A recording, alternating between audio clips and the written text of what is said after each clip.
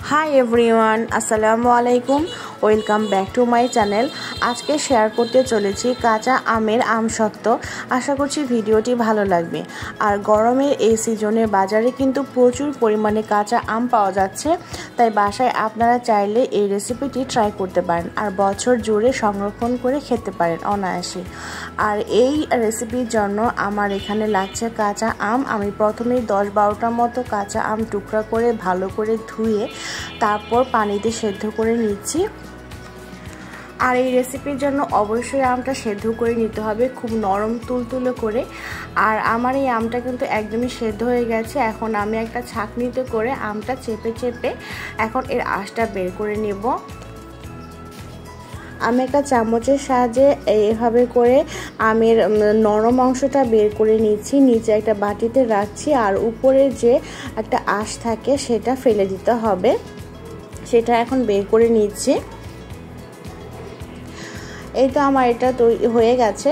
এখন যে নরম অংশ আমের যে নরম অংশটা বের হয়েছে সেটা জাল করে নিতে হবে। আমি একটা পাত্রে জাল করে নিচ্ছি।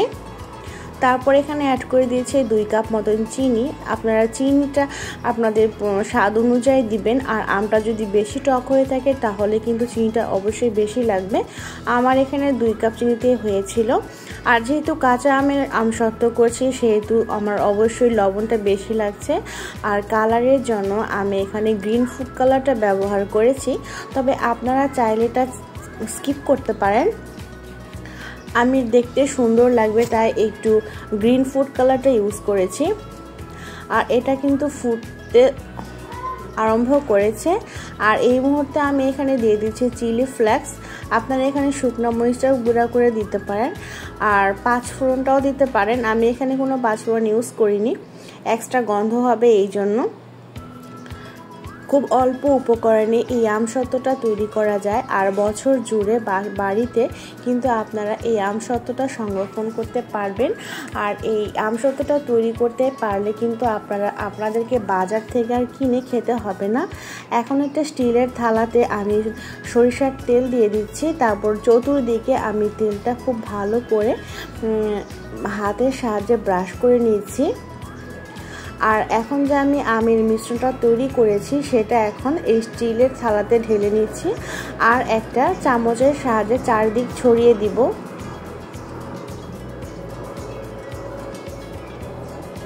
আমি একটা চামচের সাহায্যে এভাবে করে চারদিকটা ছড়িয়ে দিচ্ছি যাতে করে এটা একটু পাতলা হয়। এভাবে এইটা আমার রোদে শুকিয়ে নিতে হবে, কড়া রোদে অবশ্যই শুকাতে হবে। বাসায় যদি কোনো কারণে কড়া রোদটা না আসে তাহলে চুলার নিচে দিয়েও আপনারা এই আমসত্ত্বটা তৈরি করে ফেলতে পারবেন। আমার এই আমসত্ত্বটা তৈরি করতে চুলার নিচে দিয়ে করেছিলাম, আমার সময় লেগেছিল প্রায় 7-8 ঘন্টা মতন। আর এটা একদমই আমার শুকিয়ে গেছে, এই তো এরকম হয়েছে। এখন আমি এটা কেটে নিয়েছি আর আমসত্ত্বের আকার দিয়ে নিচ্ছি। আমসত্ত্বগুলো আকার দিয়ে নিয়ে আমি এখন অন্য একটা সার্ভিং ডিশে তুলে নিচ্ছি। এভাবে আমসত্ত্ব তৈরি করে বাসায় কিন্তু অবশ্যই ট্রাই করবেন আর এটা বছর জুড়ে সংরক্ষণ করতে পারবেন, কোনো রকম নষ্ট হবে না, এটা গ্যারান্টি দিয়ে বলতে পারি। আপনারা চাইলে এটা ফ্রিজেও সংরক্ষণ করতে পারেন, তবে ফ্রিজে সংরক্ষণ করলে এটা বেশি ভালো থাকবে।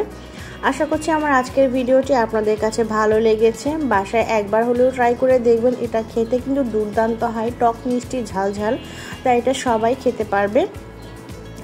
তাহলে আজকে এখানেই বিদায় নিচ্ছি, সবাই ভালো থাকবেন। আল্লাহ হাফেজ, আসসালামু আলাইকুম।